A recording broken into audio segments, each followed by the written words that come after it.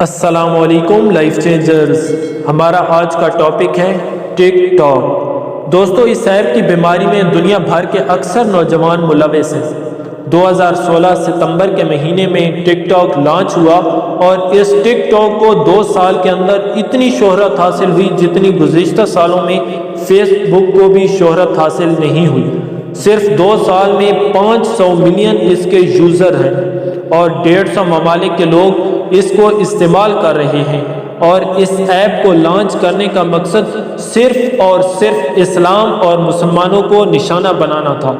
اور آپ اس ایپ پر دیکھیں گے کہ سارے مذاہب کا مذاق بنا ہوا ہے، مگر پھر بھی لوگ اس بے حیائی کے سمندر میں غرق ہوتے جا رہے ہیں اور اپنے ہی ہاتھوں اپنے مذہب کا مذاق بنا رہے ہیں۔ اور ایک اندازے کے مطابق اس ایپ کو مسلم قوم زیادہ استعمال کر رہی ہے، اور اس میں سب سے زیادہ تعداد مسلم خواتین کی ہے۔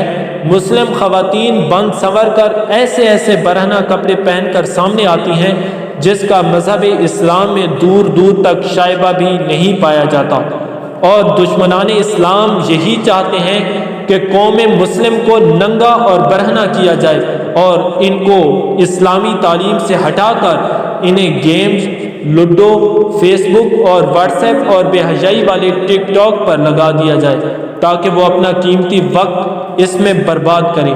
اور ان کا منصوبہ ہے کہ جب قوم مسلم تعلیم کے میدان میں خالی نظر آئے گی تو حکومت ہماری رہے گی، غلام ہمارے رہیں گے۔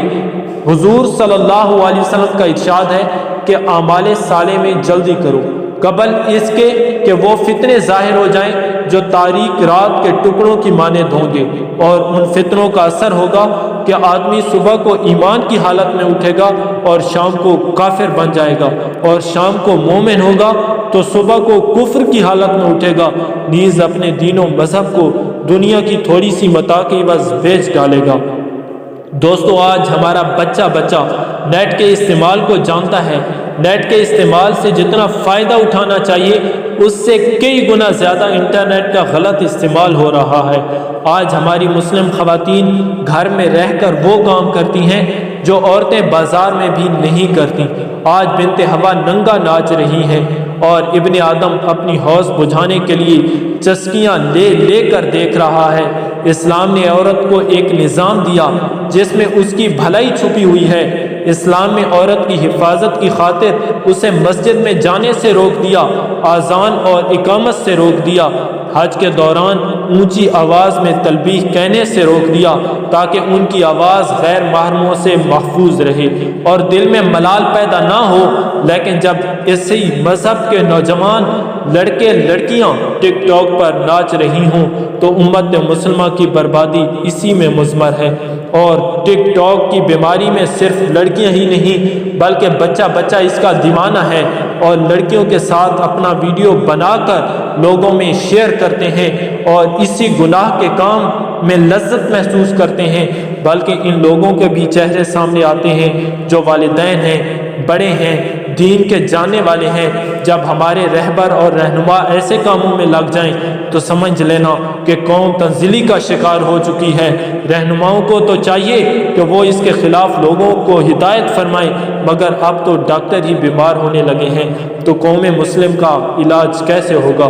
دوستو، آج ہماری قوم کو نبی صلی اللہ علیہ وسلم کی سیرت پسند نہیں، ہماری قوم کی بچیوں کو پردہ پسند نہیں، ہمارے نوجوان مسلم لڑکوں کو چہرے پر داڑھی رکھنا پسند نہیں۔ اگر پسند ہے تو یہودی سٹائل میں رکھے جانے والے سر کے بال پسند ہیں۔ یہودی اگر اپنے چہرے پر داڑھی کو فیشن بنا کر رکھتے ہیں تو ہمارا جوان اسی طرح اپنے چہرے پر داڑھی رکھتا ہے جیسے وہ کپڑے پہنتا ہے۔ ہمارا جوان ان کے سٹائل والا لباس پہنتا ہے۔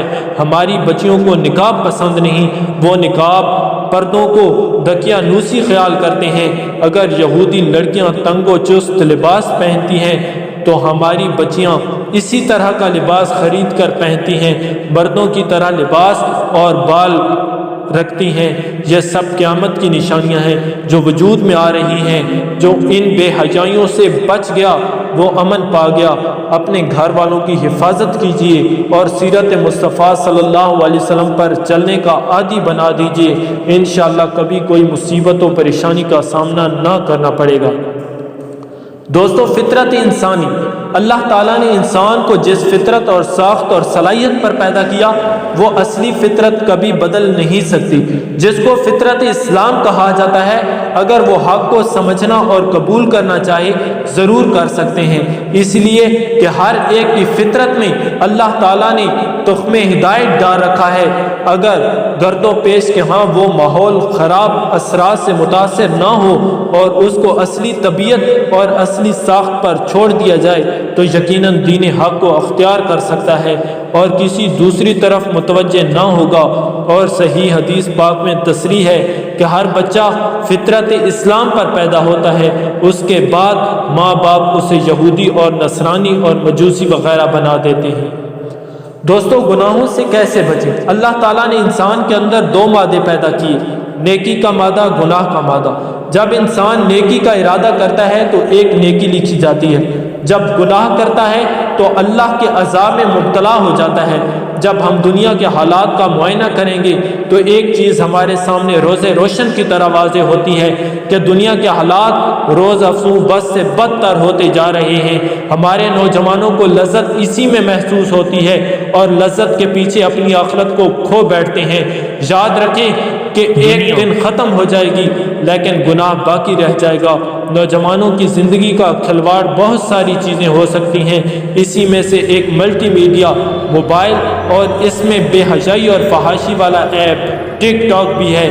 اسی کی بے حیائی اور عریانیت ہمارے سمجھ سے بالاتر ہے اور اس کو بیان کرنے کے لیے بہت زیادہ وقت اور محنت درکار ہے، مگر یہ چیز کسی سے ڈھکی چھپی نہیں ہے کہ اس کو تفصیل کے ساتھ بیان کیا جائے، بلکہ صرف اس طرف اشارہ بھی کافی ہے۔